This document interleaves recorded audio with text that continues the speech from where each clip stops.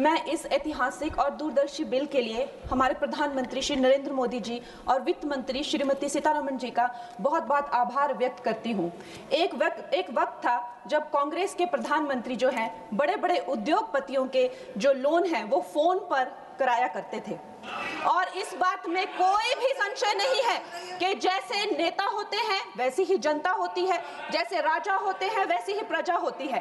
और इसका सबसे बड़ा प्रमाण महोदय जी हमें 2016 में मिला, जब आईबीसी पहली बार आया और हम सब ने देखा कि एनसीएलटी में जो 87% जो केसेस थे उनके जो सेटलमेंट वर्थ 13.9 लाख करोड़ के थे, आईबीसी आते ही वो सेटलमेंट बिना कोर्ट जाने से पहले ही प्री एडमिशन स्टेज पर ही वो सेटल हो गए।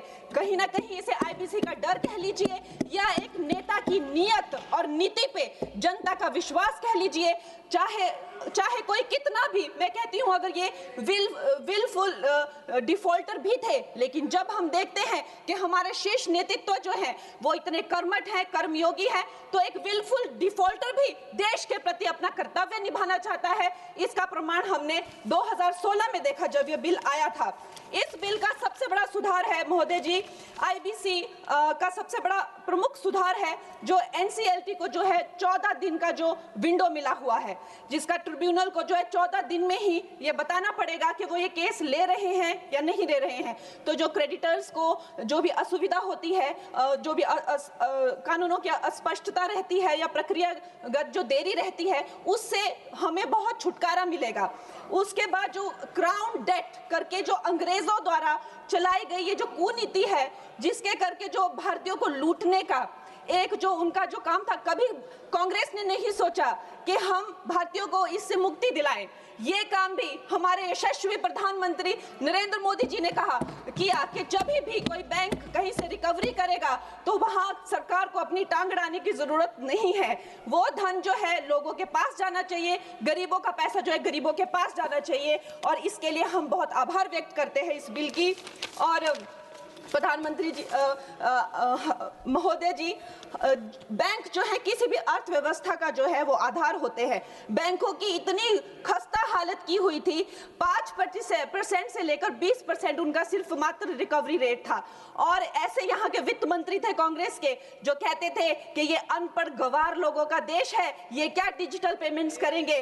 और हमारे प्रधानमंत्री जी ने जो भारतीयों का आत्मविश्वास तार तार कर दिया था, ये कांग्रेस के लोगों ने उन आत्मविश्वास को जगाया। 50 करोड़ से ज्यादा जन धन खाते खोले, जन जन को जो है बैंकों से कनेक्ट किया, और आज जो है बैंकों का जो है सशक्तिकरण जो है प्रधानमंत्री नरेंद्र मोदी जी ने किया है।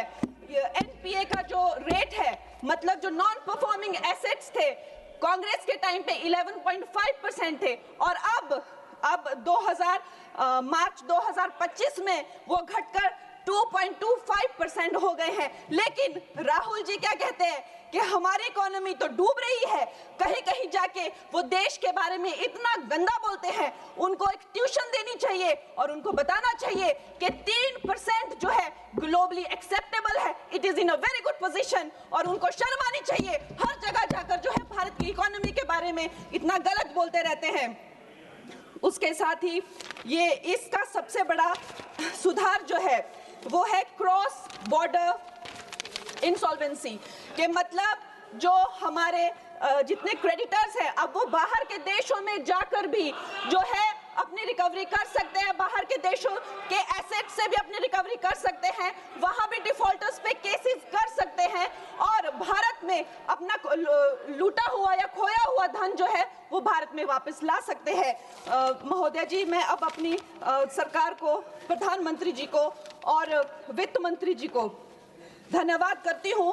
उनकी रिफॉर्म परफॉर्म ट्रांसफॉर्म का जो मूल मंत्र है इस बिल से वो धरातल पे आया है, और ये भारत की आर्थिक शक्ति और पारदर्शी व्यवस्था का जो है जीता जागता प्रतीक है।